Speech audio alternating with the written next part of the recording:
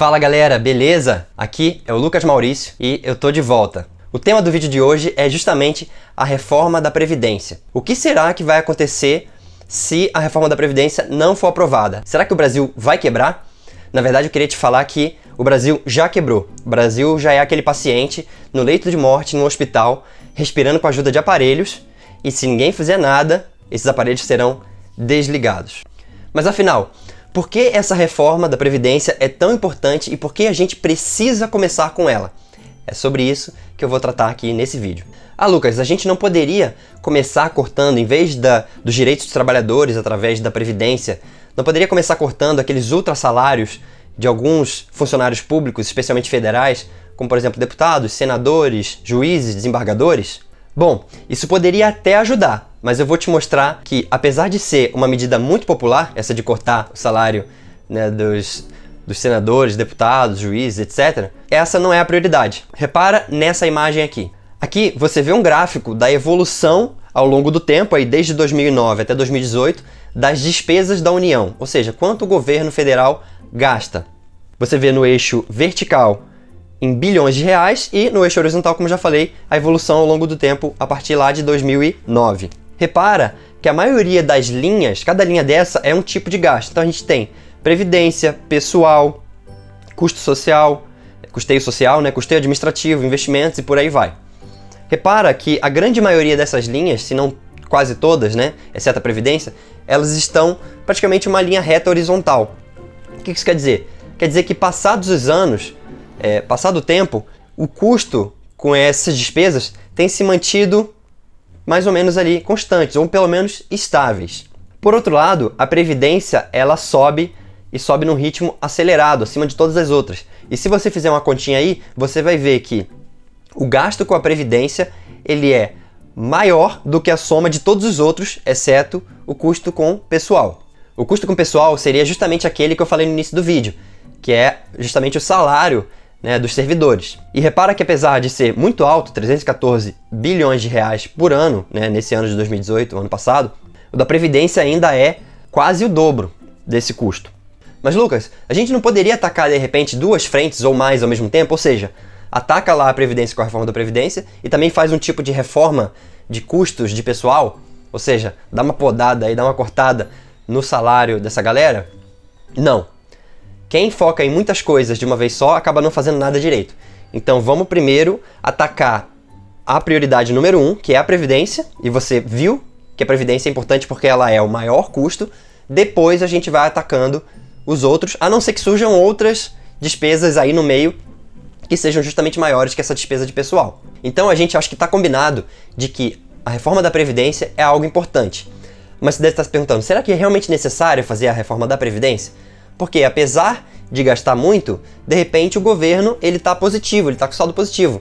Então para que você vai cortar despesa num governo que está superavitário, ou seja, que está com a receita acima da despesa? E aí eu vou te mostrar uma outra imagem.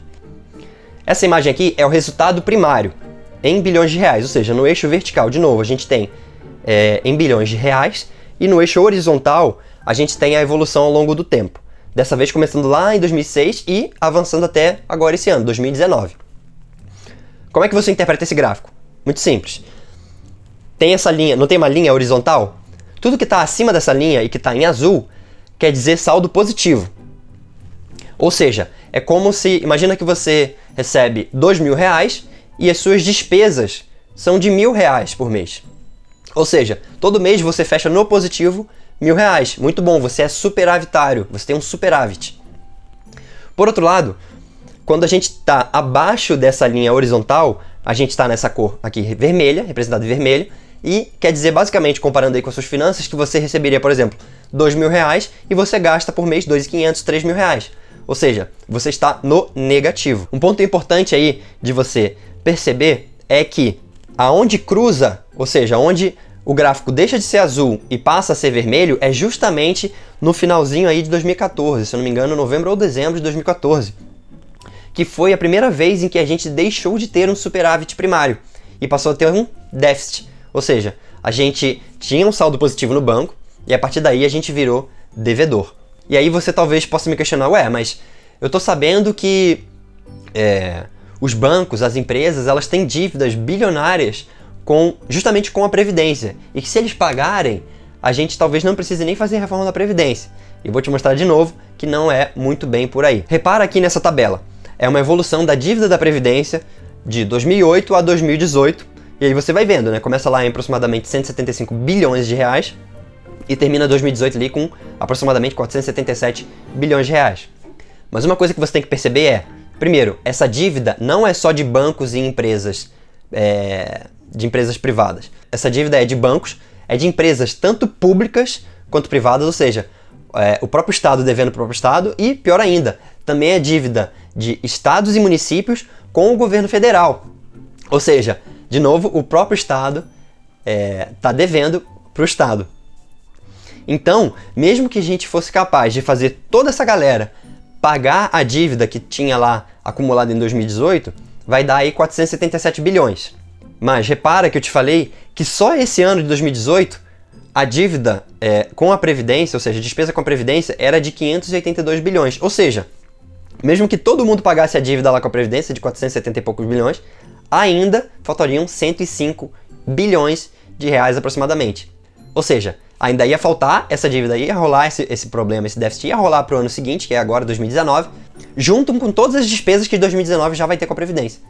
Ou seja, não resolveria o problema nem de um ano de Previdência. Talvez aí algo aproximadamente de 10 meses, 9 meses. E para finalizar, eu quero te explicar de onde veio esse problemão da Previdência e por que é necessário realmente essa reforma. Basicamente, a Previdência ela foi desenhada para que muitos trabalhadores paguem pelo benefício de poucos idosos aposentados. E isso fazia muito sentido há 30, 40, 50 anos atrás, quando as famílias, cada uma tinha aí cerca de 5 filhos, 4 filhos, 6 filhos ou mais. Ou seja, tinha muita mão de obra trabalhadora para sustentar poucos idosos, porque as pessoas antigamente viviam bem menos. E para piorar, essa taxa de natalidade, ou seja, quantas pessoas nascem e principalmente quantos novos filhos as famílias têm, tem decrescido muito. Então a gente saiu lá de uma margem de 5 filhos por família para o equivalente a meio filho por família. Ou seja, a gente tem um filho a cada 2 famílias nascendo. Isso é muito pouco. Por quê? Tem casais que já estão decididos em não ter filhos. Qual que é a conclusão? Menos gente sustentando, mais gente recebendo. Esse é um verdadeiro esquema de pirâmide, onde isso foi construído para que poucos idosos fossem sustentados pela base da pirâmide, justamente que é a grande massa trabalhadora. Mas eu vou te mostrar aqui justamente algumas imagens que são as chamadas pirâmides etárias. Ou seja, eu vou te mostrar como a população está envelhecendo e como as pessoas estão deixando de ter filhos. Ou seja, a pirâmide ela vai se afunilando, ela vai virando cada vez mais praticamente um tronco, né, um poste. E pior, conforme a gente vai fazendo projeções para 2030, 2040, 2060, isso vai se invertendo. Ou seja, vira quase que uma pirâmide invertida. Tem muito menos jovens para sustentar muito mais idosos. Ou seja, isso uma hora ou outra vai quebrar. Mas o que eu quero que você perceba nesse vídeo é que essa reforma, de jeito nenhum, é uma reforma partidária. Isso é necessário fazer cedo ou tarde. Então é melhor que a gente faça cedo, para que evite que, de novo, o Brasil, que já é aquele paciente em estado terminal, respirando com a ajuda de aparelhos, não venha a falecer. Então a gente precisa realmente fazer isso o quanto antes, aprovar essa reforma o quanto antes. Se você gostou desse conteúdo, deixa aqui o seu like, dá o joinha. Se você não gostou, não tem problema, pode dar o dislike, mas eu peço que você comente aqui embaixo o que você não gostou, o que eu posso melhorar, o que você achou de modo geral desse vídeo e desse tema. Dando like, você faz com que o YouTube entenda que esse vídeo é algo realmente um conteúdo de valor e ele começa a mostrar esse vídeo para pessoas que não são assinantes do canal também. Então por isso é tão importante a sua participação. Afinal, o conteúdo é de graça, a única coisa que eu peço é realmente a sua participação, o seu like.